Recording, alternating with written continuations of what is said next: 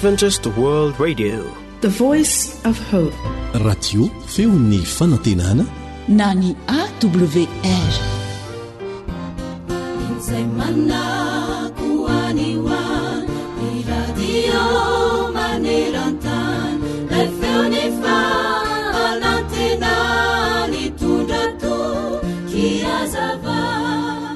Araka ny fandiniana sy ny fanadihadiana tao, ireo olona izay tena naomby tokoa teo amin'ny fiainany dia ireo olona efa nandalo tsy fahombiazana avokoa.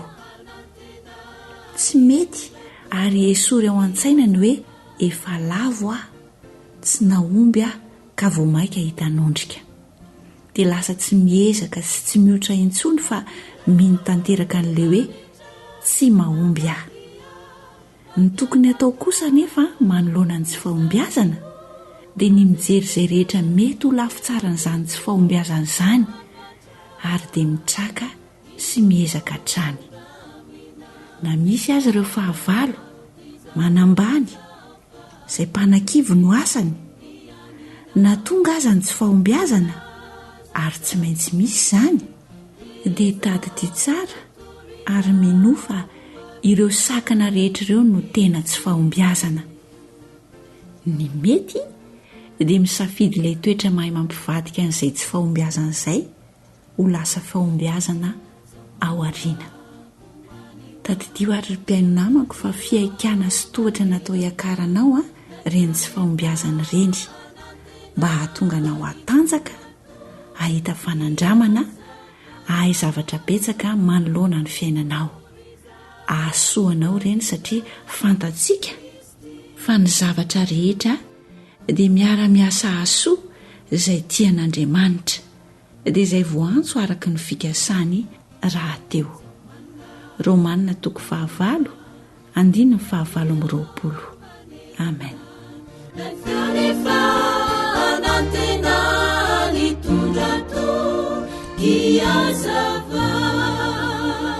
AWR feon'ny fanantenana. AWR manolotra ho anao feon'ny fanantenana.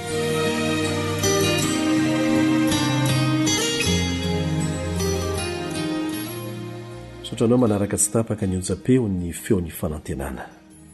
Miaraka aminao eto ny namanao Ilion. Iaraka ivavaka aloha isika milohan'ny hirantsika midinidinika.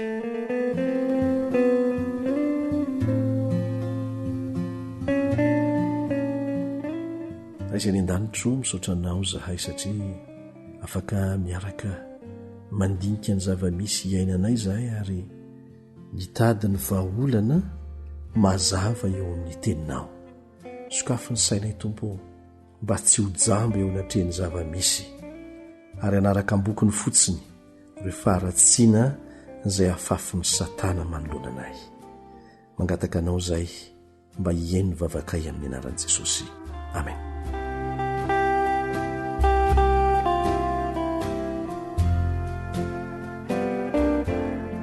Zava-doza no ateraky ny fanalalahana tsy misy fiheverana izay mety ho vokany.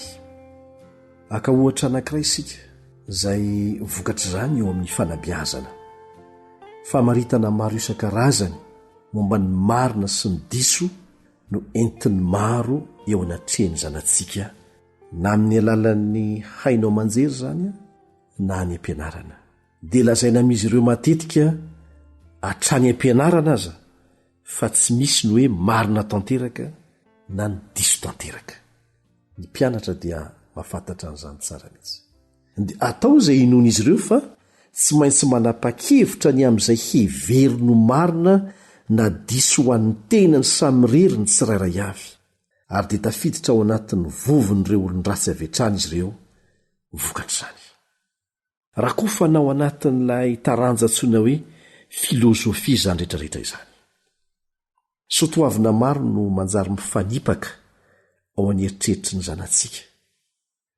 Misy matoan-dahatsoratra anankiray tao amin'ny Time Magazine na gazety Amerikana anankiray, ary manao ny firenena Amerikana hoe Amerika ilay feno herisetra. Dia tahaka an'izany koa ny zava-misy amin'ny gazety samihafa mitantara ny zava-misy amin'ireo tanan-dehibe manero an-tany. Mitantarany amin'ny firenena anankiray izay anjakan'ny herisetra sady mifaly amin'ny vonon'olona lefanianao manjery ity lahatsoratra ao amin'ny Time Magazine ity. Dia nilaza mazava koa ny lahatsoratra anankiray hafa fa mahatratratra any amin'ny 704,000 ny olona maty nisy namono any Etazonia ao anatin'ny 2 taona monja. Tsy olona maty ny aretina na maty ny lozam-pifamoivoizana na vokatry ny fanterana izany, fa olona nisy namono avokoa 704,000. Mahatsiravina n'izany. Etazonia ilay firenena malaza ho mpanan-karena ary fomba amin'ny lafiny rehetra teknôlôjia fiarovana manero an-tany no isehony izany. Tsy maharo antsika ny fahalalana sy ny teknôlôjia. Tsy ampy aharo antsika amin'ny loza ateraky ny faratsiam-pitondran-tena izany. Tsy afaka manamboatra ny olona hifanaraka amin'ny tena toetra ampirindra ny fiarahamonina ny teknôlôjia. Tsy azontsika atao ny aina lavitra n'Andriamanitra ka hanana toe-tsaina tsara, fitondran-tena tsara. Marobe ireo tranga maneho abibiana ao amin'ny fahitalavitra, tafiditra lalina ao amin'ny saina na ny aparatoko ny mpijery izany. Aoko ho fantatrao izany fa na ianao lehibe io na ny tanora na ny ankizy, zavatra jerenao na tsy voadinikao tsara aza dia tafiditra ho azy ao amin'ny subconscientanao, ao amin'ny aparatoka amin'ny teny malagasy. Ary tsy fantatry ny maro anefa fa izay namkisanao ny sainao tamin'ny alalan'ireo vavahady-tsainao ireo, ny maso, ny sofina, ny vava sy ny sisa, no mibaiko izay ho fihetsika ao sy ny fanapahan-kevitra raisinao aoriana kely monja. Voalaza nefa fa ny tanora feno 12 taona dia saika efa nahita fihetsika feno herisetra misy hatrany amin'ny 2 hetsy ny ampy vonon'olona misy hatrany amin'ny 4 amin'ny fahitalavitra sy ny horonan-tsary amin'ny alalan'ireny vidéo de quartier ireny. Isika dia mahalala tsara fa ny fiantraikan'ny zavatra atao amin'izay zavatra nijerena no tena mahery vaika indrindra eo amin'ny fampitana ny fahalalana. Ary izany no mahatonga ny fiazakazahan'ny faratsiana manodidina antsika ankehitriny. Mety anontany tena angamba ianao hoe mety hanovan'ny rafi-pisainantsika ve ireo endrika fialamboly samihafa jerentsika? Mazava tsara ny valiny fa eny. Ny manam-pahaizana rehetra mikasika ny ara-tsosialy, ny ara-tsaina dia resy lahatra fa manefy ny toetra maizy antsika tokoa izay hitantsika sy jerentsika. Na fantatsika izany na tsy dia izay no lalàna voajanahary tsy azo hidovirana.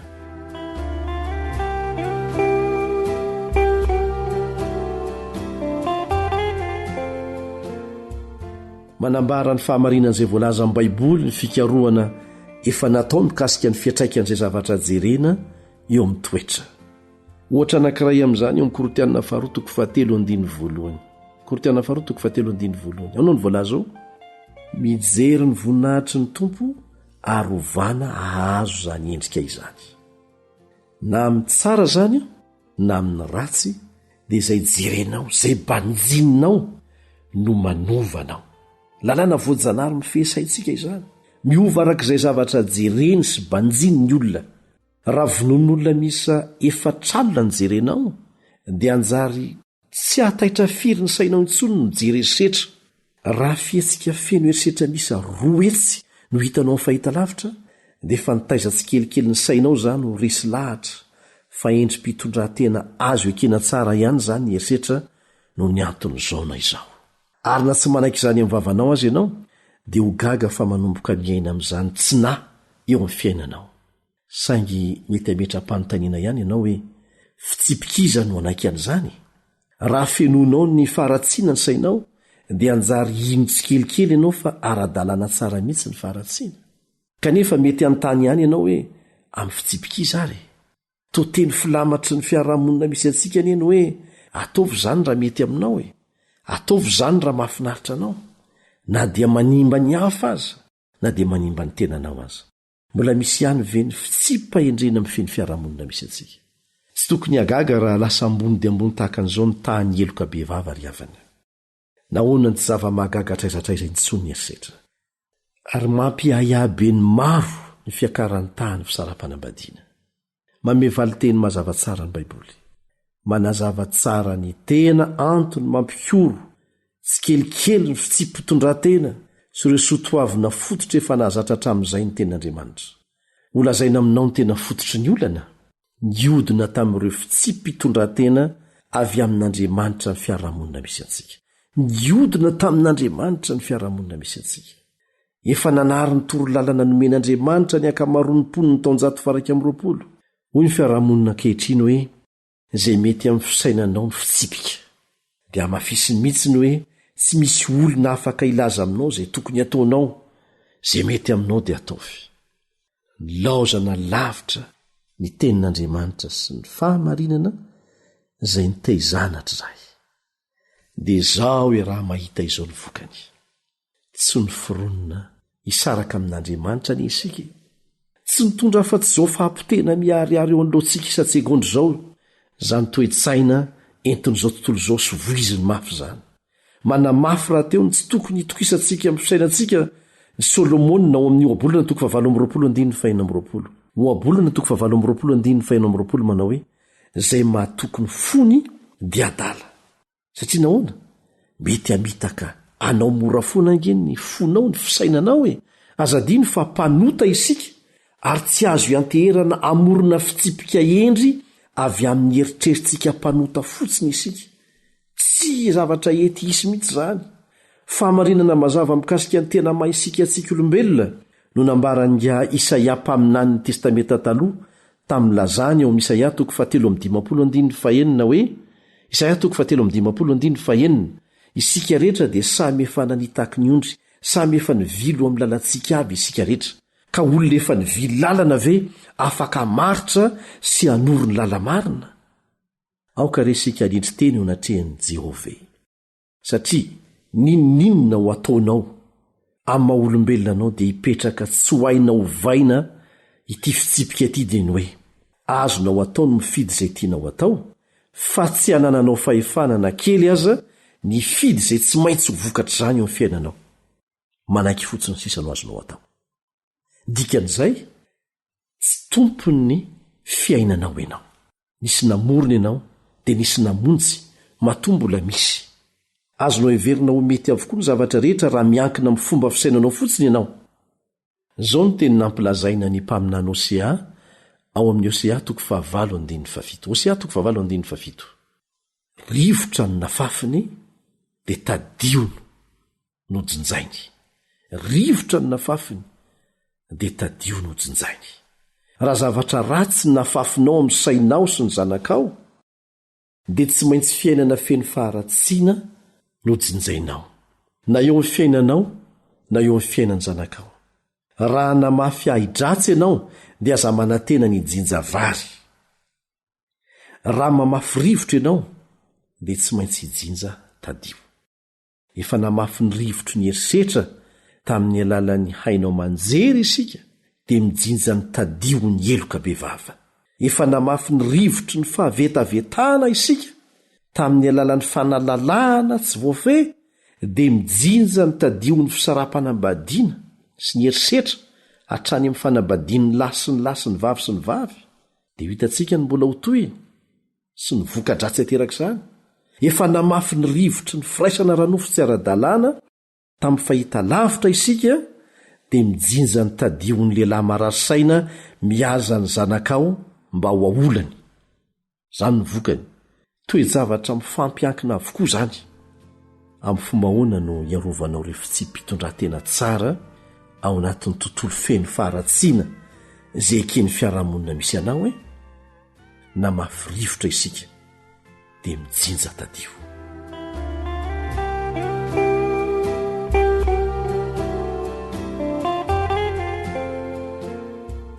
Tonga ny fotoana izay hanairan'Andriamanitra ny sainao amin'ny maharay anao, amin'ny maharenympianakaviananao, amin'ny mahazanaka anao amin'ny mahatanora tompona andraikitra anao miverena amin'Andriamanitra, miverena amin'Andriamanitra, tsy miforonona hisaraka amin'Andriamanitra ianao dia arao ampanetretena ireo fitsipika napetrany raha tianao ny anana fiarahamonina mirindra ao atokantrano ao. Rehefa mandeny ao dia afaka mivoaka any ivelany ianao ny fiarahamonina manodidina dia hisy vokany any am-piangonana sy amin'ny firenena manontolo zany. Angatao Andriamanitra anao an'izany ho anao. Fanetretena no ilainao hangataka ampatsorana famelan-keloka amin'Andriamanitra, angataka hery mba hahafanao manomboka manangana ny pilipitra ny fanompoana an'Andriamanitra indray eo anivon'ny tokantranonao. Avereno ilay fitompivavahana isa-maraina, isan-kariva, ny fiarahana misakafo, fiarahana mandinika ny ten'Andriamanitra, fiarahana mideran'Andriamanitra, fiarahana mivavaka, dia ho hitanao fa hiverina ny fahasambarany tokantranonao. Andriamanitra ny hitany tokantrano soraray avy. Amen.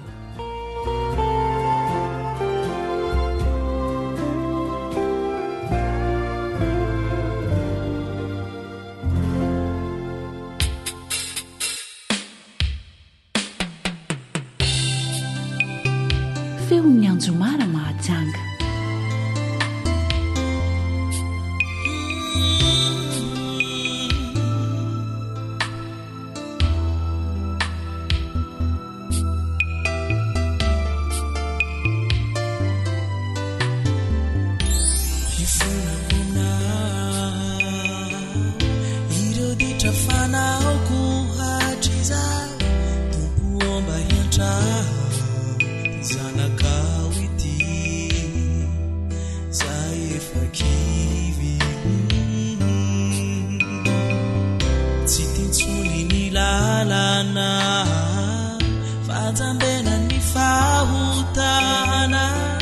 Zay mandreraka ny saina sy fanahiko tomanirery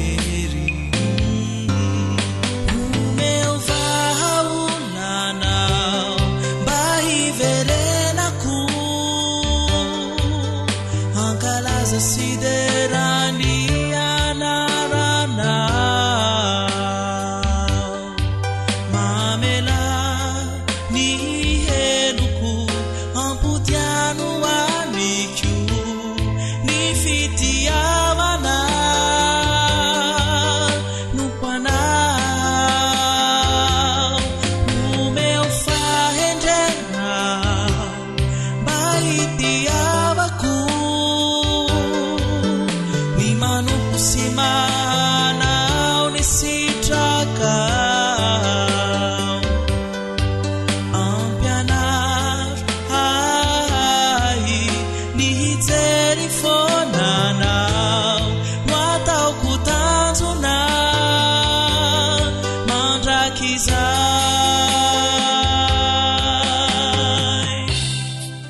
AWR téléphone 034 06 797 62 033 07 170 70.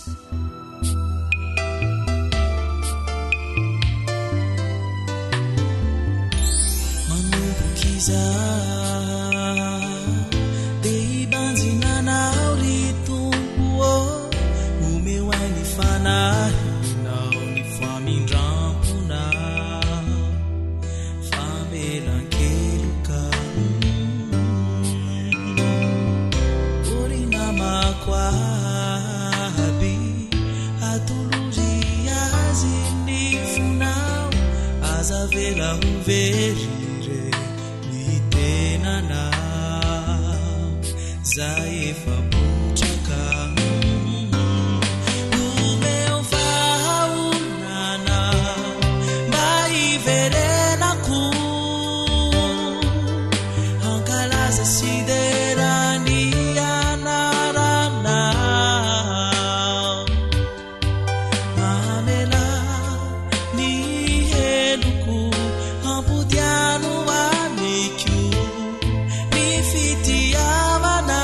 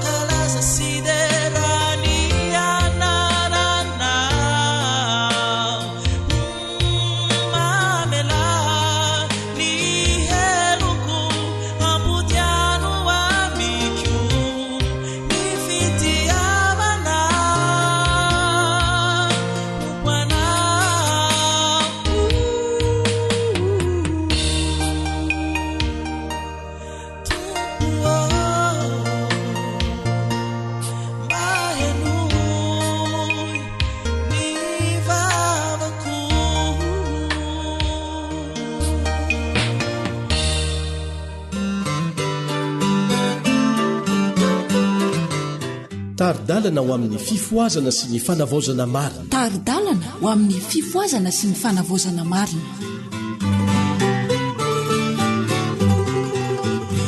miarabanao indray tonga soa atao anatin'ny fandaharana izay anomezana ny taridalana ny amin'ny fifoazana marina. Manasanao anaraka ny fandaharana hatramin'ny farany. Ny lohateniny dia manao hoe tandremo ny fitaka.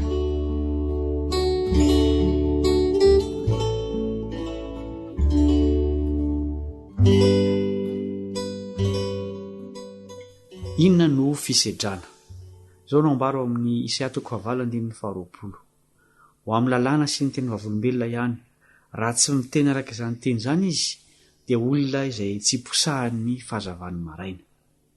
Ny vahoakan'Andriamanitra dia tarihina eo amin'ny soratra masina izay fierovana ho azy amin'ny fitaomana mangina avy amin'ny mpampianatra sandoka sy ny hery mamitaka mampiasain'ny fanahin'ny fahamaizinana.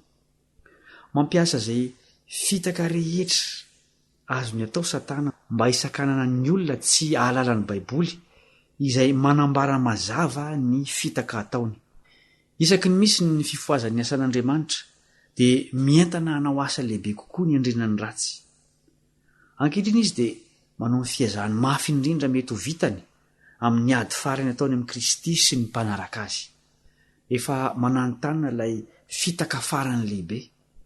Efa hanao ny asany mahagaga eo masontsika ny anty Kristy. Ifanahakakaiky indrindra amin'ny tena izy ny alatahaka ka tsy ho hay ny hanavaka azy raha tsy amin'ny alalan'ny soratra masina ihany. Tsy maintsy sedraina amin'ny tenin'Andriamanitra ny filazana atao sy ny fahagagana rehetra. Nahoana ny tsy ampy ny fahagagana? Ny olona izay mametraka ny fahagagana ho marika hamantara ny finoana dia ahita fa i Satana amin'ny alalan'ny famitahany dia mahay manao zava-magaga izay iseho toy ny tena fahagagana. Mpamitaka fetsy Satana ary famitahana sarim-pantara no ataony mba hanamaizinana sy hampirorony saina ary hamongorana ny fotom-pinoana momba ny famonjena. Ireo izay tsy maray ny tenin'Andriamanitra araka ny maha-izy azy dia ho tratra ny fandriky Satana. Mihaza antsika mandrakariva ny anjely ratsy. Mampiasa fomba vaovao izy ireo ary manatanteraka zava-mahagaga sy mahatalanjona ny masontsika. Misy olona laim-panahy hevitra fa avy amin'Andriamanitra zany zava-mahatalanjona zany. Ho sitrany eo anatrehantsika ny marary, ahita zava-mahagaga isika. Moa ve vonina hiatrika ny fisedrana miandry antsika isika rehefa hitombo betsaka eo anatrehantsika ireo fahagagana mamitaka ataon'ny Satana? Tsy fanahy maro ve no voafandrika sy ho babony noho ny fialana amin'ny fampianarana mahitsy no men'Andriamanitra ka nanaikena ny anganongano dia maro ireo manana saina vonina ino ireny fahagagana mamitaka ireny. Tsy maintsy raisitsika tsirairay ankehitriny ireo fiadiana no men'Andriamanitra hiatrehana ny famitahana farany.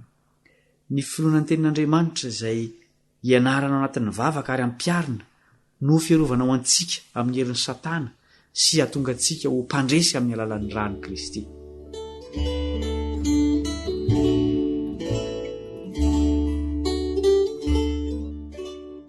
Mety ho avy amin'ny devoly ve ny fanasitrana? Amino avy dia ilaina ny fahamalinana fatratra. Aoka tsy hisy fahadalana ra-panahy eo anivon'ny vahoakan'Andriamanitra. Milofo amin'ny fiazahan'ny fehiny sain'ny olombelona ny fanahy ratsy. Maro ireo voafatotra sy miandry ny olevon'ny afo amin'ny andro farany. Ireo izay mandany Kristy sy ny fahamarinana dia anaiky ireo famitahana izay manenika ny tany. Tokony ahony tena sy ambina ny kristianina. Tokony hijoro tsy ho azongozonina manoloana ny devoly fahavalo izay mandehandeha tahaka ny liona mierona mitady izay arapany. Ireo olona tarihin'ny fanahy ratsy dia ahavita fahagagana. Aoka tsy ho voavitaka isika. Tsy ho ela dia hisy toe-javatra mahavariana izay Satana no loharany hipoirany mivantana. Ambaran'Andriamanitra mazava fa anao fahagagana Satana. Amparary olona izy ary avy eo dia esorony amin'izany olona izany tampoka ny herin'ny devoly nataony tao aminy. Dia ho hita fa toa sitrana izany olona izany. Izany asa toa miendrika fanasitrana izany dia ho sedra ho an'ireo izay miandry ny fiverenan'i Jesosy. Maro amin'ireo manana fahazavana lehibe no hiala amin'ny lalan'ny fahazavana satria tsy niray tamin'i Kristy. raha toy ireo nandray fanasitrarana ka miantehitra amin'izany zava-mahatalanjony izany mba hialantsininy amin'ny fanaovany antsirambina ny lalàn'andriamanitra ary manohy ny tsy fakatoavany na toinona herenanany dia midika izany fa tsy manana ny hery faratampony avy amin'andriamanitra izy. Mifanohitra amin'izany ny herim-pamotahan'ilay mpamitaka lehibe no ananan'izy ireo. Izy mantsy no mpanohitra ny lalàna moraly ary ampiasainy ny fomba rehetra azony ampiasaina mba hanajambanany ny olona tsy hahita ny tena toetra ny marina. Ampitandremana isika fa amin'ny andro farany dia hanao famantarana sy fahagagana mamitaka samihafa izy ary tohizany ny fanaovan'izany asa mahagaga izany ambara-pahatapitry ny androm-pahasoavana ka iseho toy ny anjeliny mazava izy fa tsy anjeliny maizina.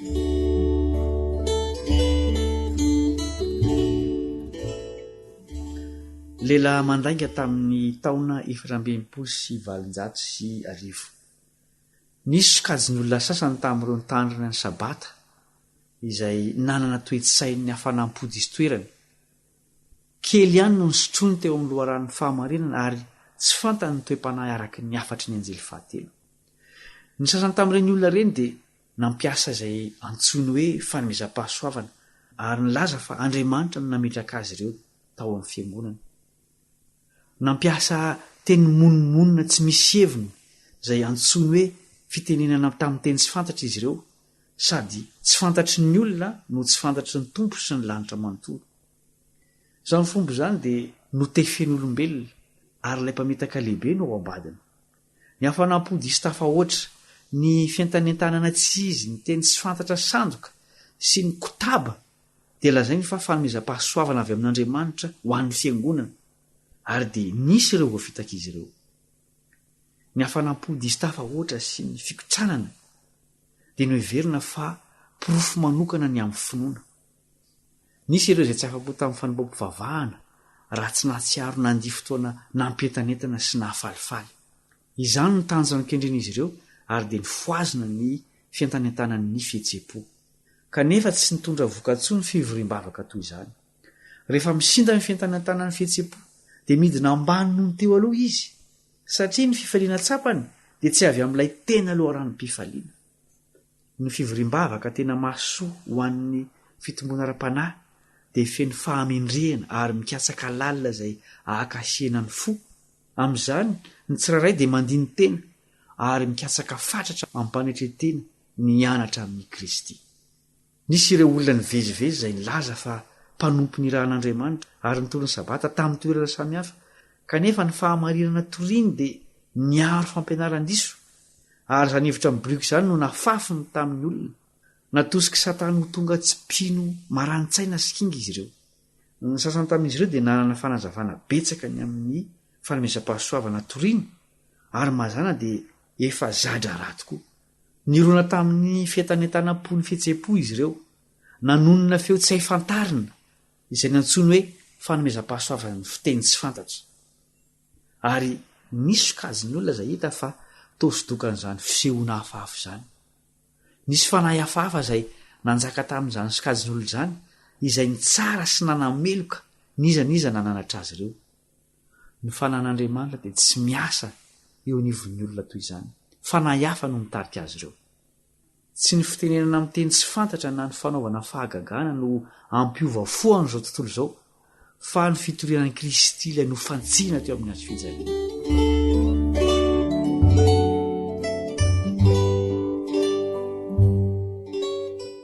Ny aponga, ny dihy sy ny tabataba. Efa niseho teo amin'ireo vahoaka ny andren'i Jesosy ny toe-javatra hafahafa teo amin'ny fanompom-pivavahana ary iseho indray izany mialoha indrindra ny fifaranan'ny androm-pahasoavana. Iseho ny teny tsy mendrika rehetra, ampiasaina ny fiantsoantsoana, ny aponga, ny mozika sy ny dihy. Ny saina mandanjalanja dia ho tonga mikorotana ka tsy ho afaka handray fanapahan-kevitra endry intsony. Ary izany dia antsoiny hoe fitarian'ny fanahy masina. Tsy miasa amin'ny tabataba na mikorotana toy izany naovinanaoviana ny fanahy masina. Izany dia fomba ny foroan'ny Satana mba hanafenana ny fikasany tsy hampahomby ny fiasan'ny fahamarinana ho an'izao vanim-potoana izao izay manadio, mahitsy, manandratra, mampitobo ary manamasina. ny tabataba sy ny korotana dia mandratra ny fahatsapana ary manimba izay tokony hitondra fitahiana. Ny herin'ireo iraky satana dia miaroaro amin'ny kotaba sy korotana mba hisiany fisavorotahana, ary zany dia antsoin'ireo mpanantanteraka azy hoe fiasan'ny fanahy masina. Ireo mandray anjara amin'izany heverina fa fifoazana zany dia voatarika ivoana. Tsy hainy hazavana intsony izay efa fantany teo aloha mikasika ny foto-kevitry ny Baiboly.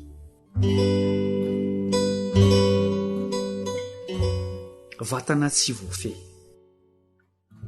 Nisy karazam-pampianarana toy izany izay nivoizina taorian'ny zavaniseho tamin'ny 430. Mitovy an'izany ny toe-javatra niseho, nientanentana ny olona ary niasa tamin'ny hery izay noheverina fa herin'Andriamanitra. Na tsy mbadimbadiny toy ny kodiaran-tsarety ny vatan'izy ireo, ary nilaza izy ireo fa tsy navita izany raha tsy noho ny hery mihoatra ny herin'olombelona. Tamin'izany dia ninona fa ny maty dia nitsangana ary niakatra ny an-danitra. Nisy afatra mikasika izany hafanam-pody istoerana izany avy amin'ny Tompo, satria takona ny foto-kevitra kanto raketin'ny fahamarinana ara-Baiboly. Fitanjahana. Nisy lehilahy sy vehivavy milaza fa notarin'ny fanahy masina izay nivory tao anatin'ny fitanjahana. Niresaka mikasika ny fahamasina nofo izy ireo. Nilaza izy ireo fa tsy ratsy ny herin'ny fakapanahy ary ny hira sy ny antsoantso izy, sady nanao fihetsiketsehana samihafa tao anatin'ny tabataba. Tsy ratsy akory ireo olona ireo, saingy diso hevitra sy voafitaka. Satana no namolavololay drafitra ka fanarana-po ara-nofony ny hafarana. Nampitondra henatra ny anaran'Andriamanitra izany. Nazeran'ny olona sy nahosony vovoka tamin'ny tany ny fahamarinana, dia ilay fahamarinana masina. Niditrantsehatra ny manam-pahefanana teo amin'izany faritra izany, ka maro tamin'ireo mpitarika ilay vondrona no nahiditra am-ponja. Ireo izay nogadraina tamin'izany dia nilaza fa noenjehana noho ny anaran'i Kristy izy ireo. Ary vokatr'izany dia voatafy ny fitafiana maloto ny asan'ny nofo ny fahamarinana. Nambara ny fananarana avy amin'ny Tompo mikasika izany asa izany, ary naseho fa ny vokatr'izany dia mahatonga ny fahamarinana ho mora lavina sy ankalain'ny fiarahamonina. Nozaraina ny afatra nampitondrain'Andriamanitra, ka nambara fa izany fihetsehana avy amin'ny hafanam-pody istoerana izany, izany kotaba sy fikotranana izany, dia avy amin'ny fitarian'ny fanahin'ny Satana izay manao fahagagana mba hamitahana ny olom-boafidy aza raha azo ny atao. Fifangaroan-kevitra. Mila mitandrina isika ka miazona ny fifandraisantsika kaiky amin'ny Kristy mba tsy ho tratry ny famitahan'ny Satana. Ny Tompo dia maniry ny isiany filaminana sy fitsipika eo amin'ny asany, fa tsy fientanentanana sy fifangaroan-kevitra. Ny fihetsika sy antsoantso mitrotrotra dia tsy porofo maneho fa miasa ny fanahin'Andriamanitra. Fandaminana fa tsy fahatsapana sy fihetse-po. Maro ireo fanahy tsy mahalala fitsarana izay tsy lefitra ny fitsipika sy ny rafitra ary ny fandaminana. Mihevitra izy ireo fa ho voatohitohina ny fahafahany raha mampandefitra ny fisainany eo anatrehan'ny fisainan'ireo antom-panahy kokoa. Ny asan'Andriamanitra dia tsy handroso raha tsy hita eo amin'ny fiangonana ny fahavonana anaraka fandaminana sy anaisitra ny toe-panahiny tsy fanarahan-dalàna sy fikorotanana vokatry ny hafanam-pody istoerana. Ny fahatsapana sy fihetse-po dia tsy azo anteherana hamantarana ny fitarian'ny Tompo. Raha tsy miambina isika dia amboly fahatsapana sy fihetse-po anatintsika Satana. Tsy mpitary-dalana azo antoka ireo.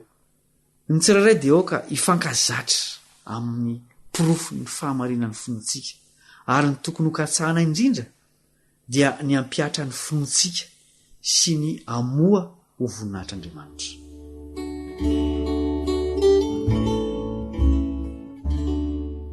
Andevon'ny Satana. Amin'ny fomba rehetra dia ezahan'ny Satana ny taona ny tanora ho amin'ny lalan'ny fahavelezana, ary raha vatany voatary ny nitsaka amin'izany lalana izany ny tongotra izy ireo, dia ataony faingana izay azo ny atao mba ampitotonganana hatrany ny fiainan'izy ireo, ka ho tariany avy amin'ny fahalavona maka amin'ny fahalavona iray hafa ireo tanora ireo izay eo ambany vahoany ambara-pahaveriny ny fahafahana mandre ny fiheritrretany, ka tsy hanana fatahorana Andriamanitra intsony izy ireo. Miamiena trany ny fifezatenan'izy ireo, tonga miankin-doha amin'ny divay sy toaka ny sigara sy ny zava-mahadomelona izy ireo ary mianvary lavo hatrany an-trano. Andevo ny filana izy ireo. Ny fahendrena izay nankamamin'ny fahiny dia tonga alany. Maneho fahasahasahiana amin'ny fihetsiny izy ireo ary mirere olona afaka kanefa andevo ny fitiavatena sy ny filanam-bany ary ny fanaranam-po. Fahitana avy amin'ny zava-mahadomelona. Nisy olona iray izay narary mafy ary fisaika maty notsaboana tao amin'ny toeram-pitsaboana tao Battle Creek any États-Unis. Tao anatin'ny aretina izy dia nihevitra fa nandray fahazavana vaovao. Notantarainy tamin'ny manodidina azy zany toa fahitana vaovao izany ary ny sasany dia nino fa tena fahitana tokoa no hitan'ity olona ity. Olona maro no nihevitra fa tsy nisy tomika ny hevitra nambarana. Nanjary ny fampiresahana tao amin'ny hevitra ilay marary ny fahitana izay hitany. Tena mahafinaritra ny zavatra hitany. Kanefa inona ny loharan'izany fahitana izany? Ny morfine na ny zava-mahadomelona izay nomena azy mba ampitony ny fanahintainana. Fivavahana amin'ny zava-boary, fiantsoana velo sy fitiavana malalaka. Ny foto-kevitra manambara fa Andriamanitra dia mitoetra amin'ny zava-boary rehetra dia anisan'ny famitahana mamitaka indrindra ataon'ny Satana. Izany dia tsy maneho araka ny tokony ho izy ny endrik'Andriamanitra sady fanoherana ny fahalehibiazany sy ny voninahiny. Ny foto-kevitry ny fivavahana amin'ny zava-boary dia tsy mifanaraka amin'ny tenin'Andriamanitra. Manindraindra ny fon'olombelona tsy voaovo izany ary manome vahana ny fanaranam-po. Ny fampianarana milaza fa manerana ny zava-boary rehetra Andriamanitra dia raisin'ny olona maro izay misorateny homino ny soratra masina, nefa na dia voatafy amin'ny fomba kanto azy zany fampianarana izany dia fitaka mampidi-doza indrindra. Mampiseho an'Andriamanitra amin'ny fomba diso izany ary manala baraka ny fahalehibiazany sy ny voninahiny. Ary azo antoka fa tsy mandiso lalana ny olona fotsiny izany fa manambahany azy koa. Ny aizina ny fotony, ny filana no faritra iasany. Ireo fampianaran'ireo raha arahana hatramin'ny fehi-kevitra takia dia manafoana ny fotom-pisainana kristianina manontolo. Mitsipaka ny ilana fanavotana izany ka manao ny olona ho mpamonjy ny tenany. Hita ny vokatr'ireny endrika tsy izy anehoana an'Andriamanitra ireny dia ny fanompo-tsampy, ny fiantsoana velo sy ny antsoina hoe fitiavana malalaka. Ny fitiavana malalaka dia fironana avy amin'ireny fampianarana ireny izay tsara afina tokoa ka sarotra tamin'ny voalohany namantatra ny tena toetra ny marina. Tateo ireny nefa dia naseho ny tompo mazava fa fitiavana tsy masina izany lazaina fa fitiavana malalaka izany. Toy ny tamin'ny andron'ny apôstôly, ireo mpampianatra sandoka dia niezaka andevona ny finoana ny soratra masina tamin'ny lova-tsofina sy ny filozofia dia toy izany koa ankehitriny. Miezaka izy ireny mba hialantsika amin'ny Baiboly amin'ny alalan'ny ataony hoe fitsikirana ambony sy ny fampianarana momba ny evolisiona, ny fiatsoam-panahy, ny fampianarana miambo mandray aingam-panahy avy any ankoatra, ny fampianarana milaza fa Andriamanitra koa ny zava-boary sy ny olona. Izany rehetra izany dia fanoherana ny fahamarinana atao averin'ny fanahy. Ampianarana ny spiritisma ny olona fa ny faniriana ny fanohitra mahery indrindra ka samy mahazo manao izay tiany atao ny olona ary tsy tompona andraikitra fa tsy ho an'ny tenany ihany ny tsirairay avy. Fitondrantena tsy mirindra. Ny fanamasinana dia tsy fahatsapahana fifaliana amin'ny savoana ary tsy asa ao anatin'ny ray mpimaso izany fa mitohy mandritry ny fiainana manontolo. Raha misy olona milaza fa nao masinan'Andriamanitra ka tonga masina dia tokony ho hita eo amin'ny fiainany ny voan'ny fitahiana izay ambarana amin'ny fahalemem-panahy, ny faharetana, ny faharipo, ny fahatokiana sy ny fitiavana. Raha toy ny fitahiana izay ambaran'ireo milaza fa nao masinina no mitarika azy ireo hiantehitra amin'ny fihetsem-po ary raha manambara izy ireo fa tsy ilaina ny mandalina ny soratra masina mba ahafantarana ny sitrapon'Andriamanitra araka ny fanambarana meny dia sandoka ilay ambara fa fitahiana satria mitarika ny olona hiantehitra amin'ny fihetsem-po sy asa tsy masin'olombelona izany ka nentsina ny sofiny tsy iain'ny feon'Andriamanitra ao amin'ny teniny. Ny fientanentana eo amin'ny sehatra ny fivavahana dia tsy pirofo fa miasa ao am-pony fanan'Andriamanitra. Misy ireo lahatsoratra manambarany amin'ny olona izay miolakolana sy mihikika noho ny asan'ny Satana amin'ny saina sy ny vatan'ny olona. Kanefa ny tenin'Andriamanitra dia tsy ahitana fisehoan-javatra toy izany teo amin'ireo olona izay nandrosan'Andriamanitra ny fanahiny. Miharihary fa ny fihetsiketsehana tsy voafehy, ny fitroatroarana sy ny fiolakolan'ny vatana dia asan'ilay fahavalo. Kanefa maro ireo mihevitra fa ny fikorontanan-tsaina izay ampitombony herin'ny Satana dia famantarana fa Andriamanitra no miasa ao amin'ilay fanahy mba hanaovany fihetsika miavaka. Ny fampianaran'ny Baiboly manontolo dia manameloka ny olona izay miasa tsy ampandiniana na ampisainana. Rehefa miasa ao am-pon'ny olona ny fanan'Andriamanitra dia mitarika ny zanak'Andriamanitra ho mahatoky sy mankatoa, hitondra tena amin'ny fomba izay maneho ny fivavahana amin'ny endriny manitona eo anatrehan'ny olona mazava saina.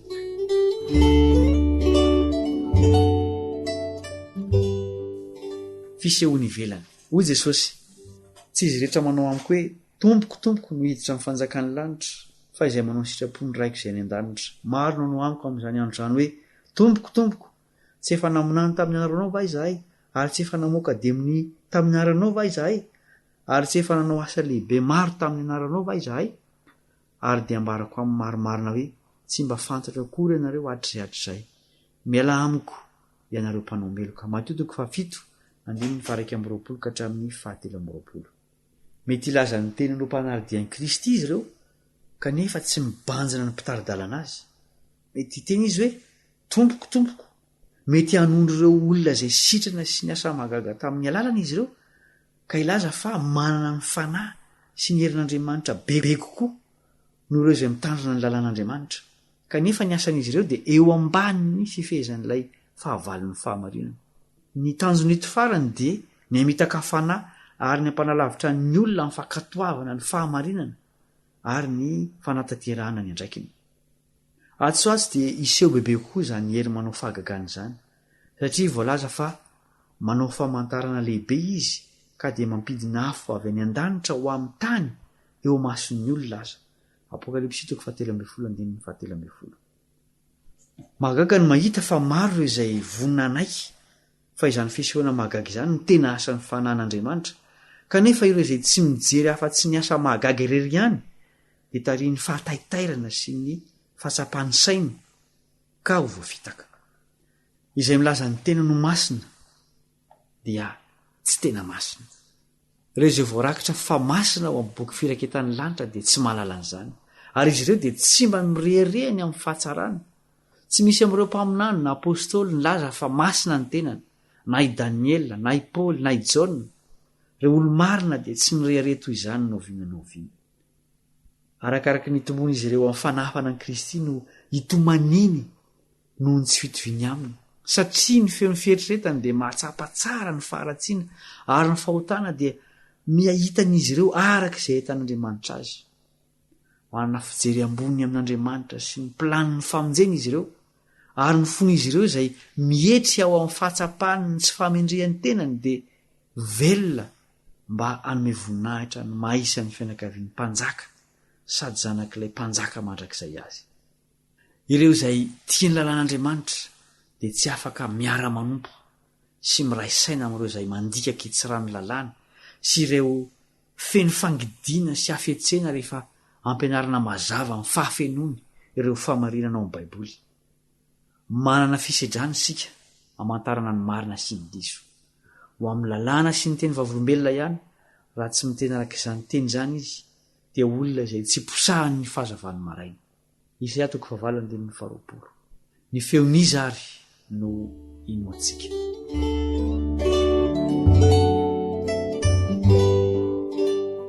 Tsy maintsy mametraka ny vato fantsiky ny fiainantsika ao amin'i Kristy isika ka mamaka sy mijoro amin'ny finoana. Mampiasa iraka Satana, ireo izay mbola tsy nisotro tamin'ilay loharano velona ny safidiany.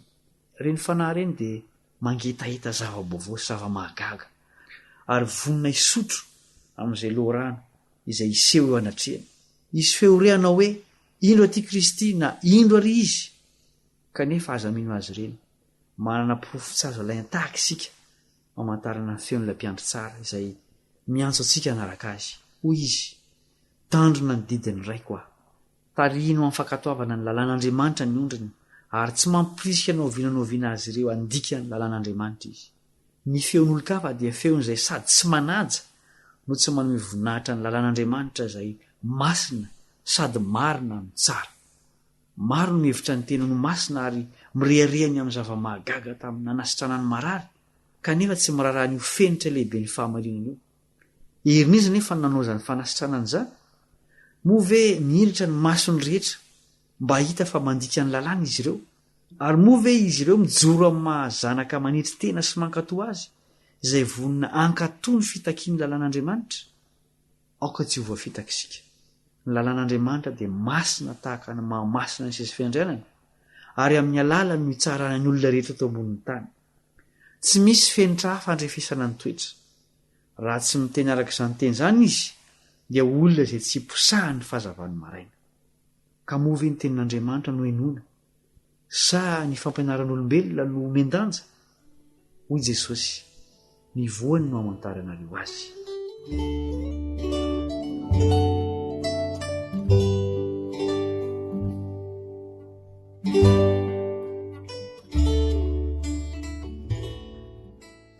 rainay any an-danitro mamindrafo aminay ampio izahay mba tsy ho babo sy tsy ho voafitaky ny ratsy ka ho diso lalana amin'ny fanarahana anao azony izahay ary tario mba hanaiky sy hankatoa ny fahamarinanao amin'ny anaran'i Jesosy amen.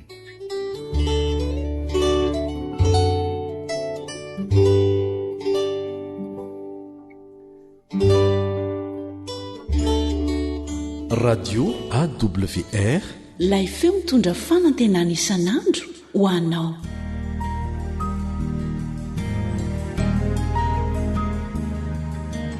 Fananteninao no fahamarinana.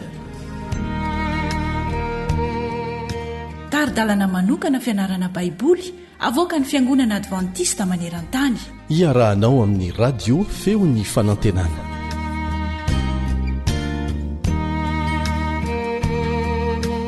Faly mandombaravarana ny tokantrano tsirairay nisambatan'olona naizanaiza misy azy ny radio adventiste raisa-pirenena amin'ny alalan'ity fandarana fianarana ny tenin'Andriamanitra ity.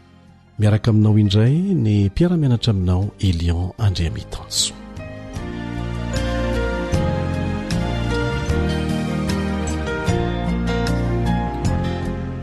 Amin'ny reto kely indrindra ireto izay ny lohateny nomena lesitsika mandritra ny andro vitsivitsy.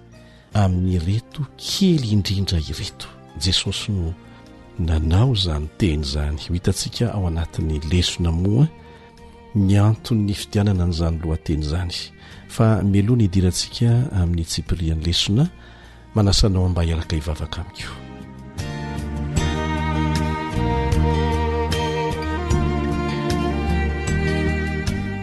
Rainay izay ny an-danitra, ny voninahitra, ny laza, ny saotra, ny dera, ny hery dia anao irery ary anao mandrakizay. Fa ny fahasoavanao kosa dia angatahanay amin'ny anaran'i Jesosy.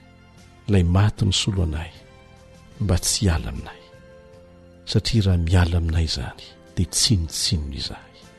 Ka dia fisaorana no atolotra ianao. Satria izany mahatonga anay eto mbola afaka miara-mianatra ny teninao tahaka an'izao. Ampio izay hatakatra indray izay tianao lazaina ao anatin'ny lesona izay omena ho anay.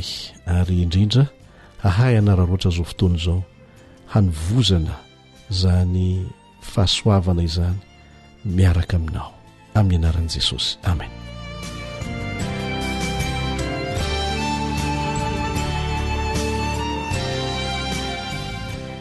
Misy hatrany moa ny andiny no fantenana mba ho fitadidy ao amin'ny Matthieu 5:24 no ahitanao azy. Matthieu 5:24. Ary amin'izany ny mpanjaka dia ilaza amin'izay eo amin'ny ankavanany hoe avia anareo izay nitahiny raiko mandovany fanjakana izay voavoatra ho anareo hatr'izay nanorenana izao tontolo izao. Aleo averintsika indray mandeha ary amin'izany ny mpanjaka dia ilaza amin'izay eo amin'ny ankavanany hoe avianareo izay nitahiny raiko mandovany fanjakana izay voavoatra ho anareo hatr'izay nanorenana izao tontolo izao. Averina ihany fa ho Matio 5:4-7 no ahitantsika an'izany. Milaza mazava zany fa tsy ny rehetra zany no any an-danitra, fa misy ireo izay ho tavela, misy ireo izay ho voavitra. Ny fanerenay dia anisan'izay mba ho isan'ny voavitra ny tsirairay amintsika. Resaka safidy io, ny famonjena dia fa natao antsika rehetra. Handray an'izany ve ianao sa tsy? Resaka safidy io. Anjaranao no misafidy izay tianao ho raisina, fa tsy anjaranao ny misafidy izay tsy maintsy vokatra izany. Ity andiny no fantenana ho ataontsika tsy anjery ity, izay Jesosy mihitsy no niteny azy dia mifamatotra akaiky amin'ireo teny efa nataon'i Jesosy amin'ireo andininy teo alohany ao anatin'ny Matio 5:20. Azonao vakinatra ny amin'ny andiny voalohany izany miresaka mikasika ny veritsiny 10 dia mitohy hatrany dia tonga amin'ny firesahana ny fizarana talenta manomboka eo amin'ny andiny 4 ka hatramin'ny 70. Iresahan' Jesosy fanoharana mahakasika ny talenta. Nomena talenta avokoa sika rehetra, mety ho vola izany, fotoana izany, fananana izany, be diaibe ny karazana talenta nomen'Andriamanitra antsika, mety fahaiza manao manokana izany. Fa na inona talenta nomenantsika dia natao ho tantanana izany, natao mba ho ampitomboina izany. Ireo nahatoko tamin'ny talenta nomena azy dia nomena bebe kokoa ao anatin'izany tantara nolazain'i Jesosy izany. Fa ireo izay tsy nanao an'izany dia nesorona taminy na dia ny kely nomena azy aza. Dia izao no nolazain'i Jesosy ho an'ny olona tahaka an'izany. Izay rehetra manana dia omena ka hanambe izy, fa izay tsy manana kosa na dia izay ananany aza dia alaina aminy. Ary ny ratsy kokoa noho izany dia eo amin'ny andiny 70 toy an'ilay teny teo, ary ario ho any amin'ny maizina ny velany ny mpanompo tsy mahasoa, any no isy ny fitomaniana sy ny fitroanify. Mpanompo tsy mahasoa zany no ilazan'i Jesosy ireo olona nomena talenta, fanomezam-pahasoavana, vola sy ny sisa kanefa tsy nampiasa na mpitombo an'izany. Izaho ianao, isika tsirairay dia samy nomena talenta, nomena fanomezam-pahasoavana manokana, fahaiza manao manokana. Mety nomena vola na tsy mitovy aza ny habetsahany, tsy ny habetsahany anefa no hitsarana antsika zany fa ny fomba nampiasana azy. Anisan'izany ny fiantrana ny mahantra, ny vahiny sy ny mpitondra tena. Indray nandeha Jesosy dia niteny mihitsy hoe izay ataonareo amin'ireny madinika ireny nataonareo tamiko. Rehefa manome an'ireny sika dia tahaka ny mampisambotra ny Jehova, satria ireny olona ireny tsy afaka mamerina aminao intsony. Fa rehefa mampisambotra ny Jehova ianao dia fantatra ny toiny. Ny Baiboly dia miresaka matetika momba ny vahiny sy ny kamboty ary ny mpitondra tena. Indraindray dia ny fandoavana ny ampahafolony sy ny fanatitra ao am-piangonana ihany no tena resahana betsaka. Kanefa ao anatin'ny fampiasana ny fanatitra, ny fanomezana omen'Andriamanitra antsika dia tena resahana manokana ny fiantrana ireny kamboty sy mpitondra tena ireny. Azo everina fa io sokajy anankiray izay nantsoin'i Jesosy hoe rahalahiko kely indrindra ao Matio 5:20. Ahoana no azotsika mamantatra ireo olona ireo amin'izao fotoana izao? Tsy miovy ireo manana vahiny sika, manana mahantra isika, manana mpitondra tena be diaibe sika manodidina atsika. Aoka tsy ho adika zavatra hafa indray izany. Ny vahiny tamin'ny andron'ny Baiboly dia ireo izay tsy maintsy nandao ny taniny, mety vokatry ny ady na ny mosary, ary betsaka izany amin'izao fotoana izao, mbola misy izany. Ny mitovy amin'izany amin'izao fotoana izao dia ireo mpitsomponena na tapitrisany izay tonga mahantra no ny toe-javatra amin'seho izay tsy ny fidiana izy ireo no ny antony ara-politika. Misy koa ireo olona izay mandositra ny faritra misy azy any ambanivohitra no ny asan-dahalo tsy fandrimpalemana dia miakatra andreny vohitra na tonga mahantra izy ireny na mbola mipetraka any aza mila fiantrana zany. Ny kamboty dia ireo ankizy izay namoy ny rainy no ny ady ny lozana ny aretina. Misy koa izay nilozany rainy fotsiny izao azo atao ny mampiditra ao anatin'izany sokajy zany an'ireo izay manandray any amponja na tsy eo no ny antony hafa mety tsy manana ray aman-dreny mihitsy aza. Sahan'ny fanompoana midadasika ho antsika avokoa zany afatsika mampiasa ny talenta ny men'Andriamanitra antsika. Tsy misy tsy nomena ny fotoana farafakeliny dia hitovizantsika. Ampiasainao amin'inona ny fotoananao. Satria na dia fampaherezana fotsiny aza an'ireny olona ireny dia tena zava-dehibe aminy.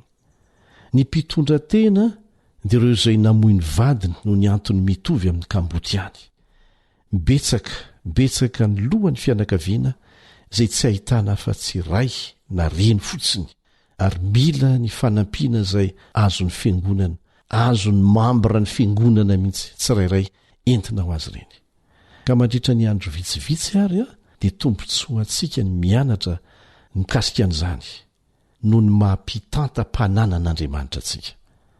Tsy safidy azontsika vela ny fanampiana ny mahantra ny mpitondra tena ny kamboty.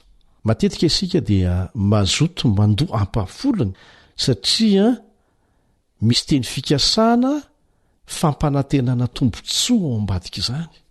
Fa matetika malaindaina mandoa fanatitra, indrindra ny fanatitra ho fanampiana ny mahantra. Kanefa averina ihany mialohan'ny hamarana antsika ny fiarah-mianatra amin'ity anio ity izay ataontsika amin'ny reny madinika ireny ho Jesosy nataonareo tamiko mivantana dia azontsika ny dikan'izany. Azontsika ny dikan'izany fa fitahiana be lavitra. Ka andeha hiara-ianatra isika dia manaraka an'izany ny fampiarana. Manao mandra-peona vetivety indray ary ny mpiara-mianatra aminao Elion Andriametansoa.